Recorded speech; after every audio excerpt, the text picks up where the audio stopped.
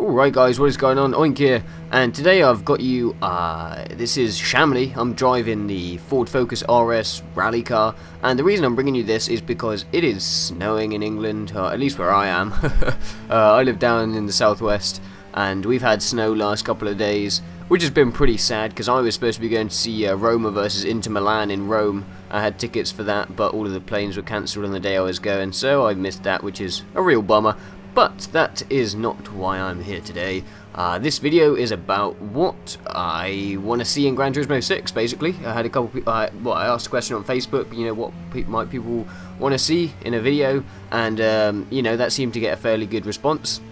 So, here we go, and these are in no particular order. I was kind of coming up with a few of my own and looking through the forums on GT Planet. There's a long thread on suggestion, you know, what people want to see for GT6 on GT Planet, so I'll get into it. I've already used up a minute here, and I've got a few, just sort of, I mean, there's so many things to be said, but you know, these are just a few things, and again, they're in no particular order, so I'm just going to go through them. Maybe I'll expand on one or two of them, but for the most part, I'm just going to sort of read out a bunch of the ones that I sort of think are, you know, things that I'd really like to see for GT6. So at the very top of the list, and this is something that I thought for GT5 as well, and that is racing mods. Like I think it was 3 or 2, you could racing mod like every car or loads of cars or something like that, and I think that's really cool. It kind of feels like almost like an irrelevant feature. You know, you've got this whole section for it in the GT Auto,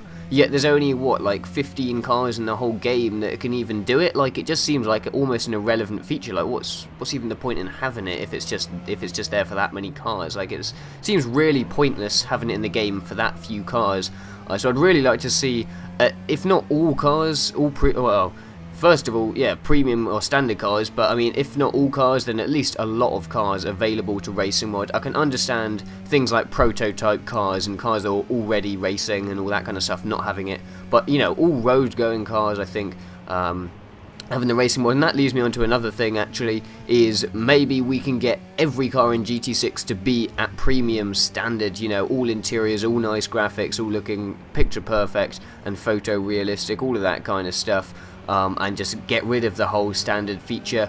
I know one of the main issues is memory problems and how long it would take them to do that, but I'm predicting that GT6 won't be out until PS4 is out, so it'll be coming out on the PS4, so I presume the PS4 will have some pretty good hardware stats, so I'm hoping that that allows GT6 just to push everything in terms of memory and really bring us a lot of content. So maybe we're looking at all premium standard cars.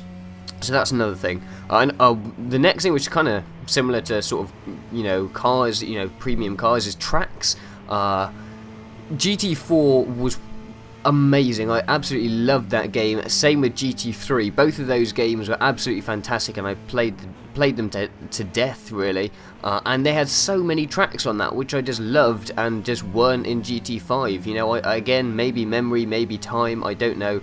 But I would just love. We've seen some recently in the 2 trailers they brought for the NSX and the C7 Corvette, where they've sort of teased some a couple of extra tracks, both real world and original tracks from previous games. So maybe those are for GT6, maybe those are DLC for GT5. I don't know about that. No one really knows about that at the moment, but that is one thing I'd love to see, is a lot of the old tracks coming back, and of course, you know, more real world circuits, all that kind of stuff. I'd love to see some more tracks like Spa and Nürburgring, you know, real world tracks that people really know and can sort of get into on GT. So that's a big thing.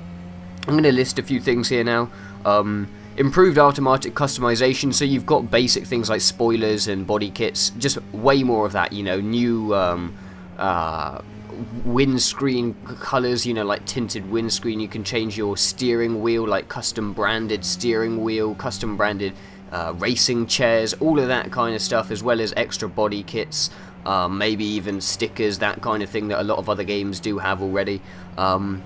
Yeah, that's one big thing.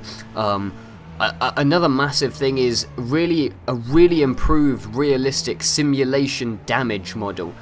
the main way I can compare this to is the Formula 1 games. I mean, I know that they're limited to Formula 1, so they've got a lot more time to spend on simulating sort of real damage effects.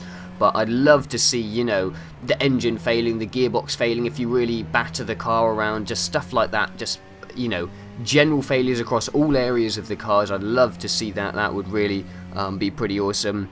Realistic engine and clutch performance. I mean, almost if you're driving with a DualShock, every car drives, you know, it changes gear like an automatic with like instant clutch and acceleration, and that's just, A, that's not really realistic, and B, it kind of takes out a lot of the fun. Driving with the G27 or any other wheel with an actual clutch and gear stick kind of adds that back in. It sounds a lot more realistic when you change, and it feels a lot more realistic in terms of how long it takes to change. But I'd love to see that for more cars, and you know, when you're not using when you're using a DualShock, you know, it has that actual manual feel to it. When you change gears, it actually takes a bit of time to do. Again, we're just kind of listing here realistic off-road areas. A lot of tracks which, you know, you can go a bit off the side of the track, and like you'll just have random collisions. A good example, Top Gear test track. You just go off 2 meters off the edge of the track and you're crashing into invisible walls. It really takes a lot of the immersiveness out of it. Offline, the same as online. Some of you may not know, but online actually has a fair amount of reduction to the physics engines, and I believe also like frame rate and things like that. A lot of that is cut back on online mode in GT5, so I really love to see one-to-one online offline exactly the same. Realistic sounds. This is one of the biggest things that people have a problem with in GT5, is just the cars just don't sound realistic, or they all sound the same, or they sound like lawnmowers, whatever you want to say. I do agree to some extent. Some sounds I think are great. A lot of cars do sound pretty terrible. So, you know, different cars really sounding like the car sounds, sounding more realistic on gear changes. You know, it's not just you know, the same old thing. You got that, you know, nice clutch sounds, engine engagement sounds, exhaust sounds if you're changing the exhaust, all of that kind of stuff. Let's move on down here. We've got AI. This is a big thing for me. I drive probably about 90% of the time in offline. I really do just love, you know, driving offline. Nothing that I don't like driving online. That's really great fun, but I do spend most of my time offline. And the AI, it just pretty much sucks ass. The only way GT5 creates really tough challenges in some of the previous seasonal events, which were really tough, was basically by putting the AI like so far ahead of you that it was just difficult to catch up. But the thing is, when you're racing neck and neck with an AI, they're just terrible. They let you go first. They slow down way too much for the corners, even on the hardest difficulties. They're just not good. They're just not fast. They're not competitive. You know, they have no driving styles. Some aren't aggressive. Some, you know, I saw some cool things like they're saying they should have the same competitors. You know, so if you see Joe Bloggs in the race, this is something I saw on the forums. If you see Joe Bloggs in the race, you know, oh, that guy, he's going to be, you know, he's a top racer. I need to watch out. It's like in F1, you know, you've got these real names. You know that Sebastian Vettel is going to be good. Okay, so, stuff like that, and you know, also improvements to the AI, so they've got different styles and also are actually fast. A career mode and progression. So obviously you've got A-Spec and all of the challenges that are in A-Spec, and I do think that is great. I love it. There's a lot to do in Gran Turismo, at least to begin with. I'm at the stage now where there's not much really for me to do, so I just kind of drive because I love to drive. But a real career mode, again, I can draw back to things like F1. You've actually got a career, you know, you can do sponsorships, a real progression system where you start off, you know, you really do have very little and very low cost cars, and you've really got to build up. In GT5 and basically all Gran Turismos, you go from 0 to hero in pretty much no time. You're driving really powerful cars very quickly, and it doesn't have that progression. You know, you can just grind for money and buy whatever car you bloody want after a couple hours if you really tried. You know, there's just no progression, so a real career and progression system would be cool.